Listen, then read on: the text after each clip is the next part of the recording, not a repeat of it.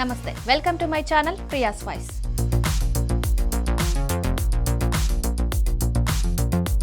ఓ జంట పెళ్లి చేసుకోకుండా ఓయో హోటల్ బుకింగ్ చేసుకొని చెకింగ్ టైంలో దొరికితే ఏం జరుగుతుంది, ఎలాంటి చర్యలు తీసుకుంటారు?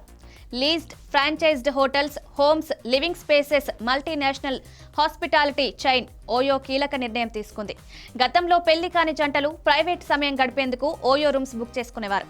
ఇప్పుడు ఇద్దరి గుర్తింపు, వయసును తెలియజేసే గుర్తింపు కార్డులు అందజేస్తే సరిపోతుంది. అయితే ఈ నిబంధనలు చాలా చోట్ల ఉల్లంఘనకు గురయ్యాయి. తక్కువ వయసున్న వారికి కూడా గదులు కేటాయించిన సందర్భాలున్నాయి. దీనివల్ల అసాంఘిక కార్యకలాపాలు, నేరాలు పెరిగినట్లు ఫిర్యాదులున్నాయి. దీంతో ఓయో కొత్త నిబంధనలు తీసుకొచ్చింది. ఇకపై పెళ్లి కాని జంటలకు ఓయో రూమ్స్ కేటాయించదు. ఆన్లైన్లో బుక్ చేసుకునే అవకాశం కూడా లేదు. ఏదైనా జంట హోటల్ గదిని బుక్ చేసుకుంటే చెక్ ఇన్ సమయంలో తప్పనిసరిగా మ్యారేజ్ సర్టిఫికేట్ చూపించాలి.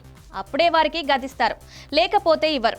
అయితే ఓ జంట పెళ్లి కాకుండా ఓయో హోటల్ బుక్ చేసుకుని చెకింగ్ టైంలో దొరికితే ఏం జరుగుతుంది, ఎలాంటి చర్యలు తీసుకుంటారు? కొత్త నిబంధనల ప్రకారం పెళ్లి కాని జంటలకు హోటల్ గదులు ఇవ్వడం నిషేధమని ఓయో యాజమాన్యం పేర్కొంది. ఎవరైనా అలాంటి జంట వస్తే గది ఇవ్వకుండా సిబ్బంది తిరస్కరించాలి. అయితే పెళ్లి కాని జంటలు ఓయోలో పట్టుబడితే శిక్ష లేదా జరిమానా విధించే నిబంధన లేదు. చట్టపరమైన చర్యలు తీసుకునే అవకాశం లేదు. పెళ్లి కాని జంటలకు ఓయో రూమ్స్ నిరాకరించే నియమం ప్రస్తుతం దేశం మొత్తంగా విస్తరించారు.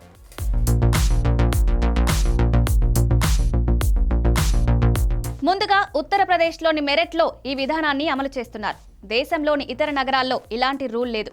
అయితే హోటళ్ల నుంచి వచ్చే ఫీడ్బ్యాక్ ఆధారంగా మరిన్ని నగరాలకు ఈ విధానాన్ని అప్లై చేయాలని ఓయో భావిస్తోంది.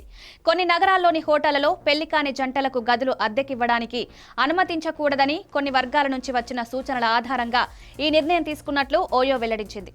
దేశంలో ఏ చట్టం కూడా పెళ్లి కాని జంట హోటల్లో ఉండేందుకు నిరాకరించదు. అయితే ఒక జంటను చెక్-ఇన్ చేయడం హోటల్ యజమానులు, నిర్వాహకులపై ఆధారపడి ఉంటుంది. చెక్-ఇన్ చేయడానికి అనుమతించాలంటే 18 సంవత్సరాలు నిండాలి. ఇద్దరు వ్యాలిడ్ ఐడెంటిటీ ప్రూఫ్స్ చూపించాలి. పెళ్లి కాని వారు లేదా హోటల్ ఉన్న ప్రదేశంలో అదే నగరానికి చెందిన వారికి గది ఇవ్వకుండా కూడా హోటళ్లను నిషేధించే చట్టం భారతదేశంలో లేదు. కుటుంబ సభ్యులు, విద్యార్థులు, వ్యాపారవేత్తలు, ఆధ్యాత్మికవేత్తలు, ఒంటరిగా పర్యటనలు చేసేవారికి మంచి ఆతిథ్యం అందించేందుకు ఓయో కట్టుబడి ఉంది. వ్యక్తుల స్వేచ్ఛను మేం ఖచ్చితంగా గౌరవిస్తాం. అదే సమయంలో చట్టాలను అమలు చేయడం మా బాధ్యత అని OYO north India head Pavas Sharma ఓ ప్రకటనలో చెప్పారు.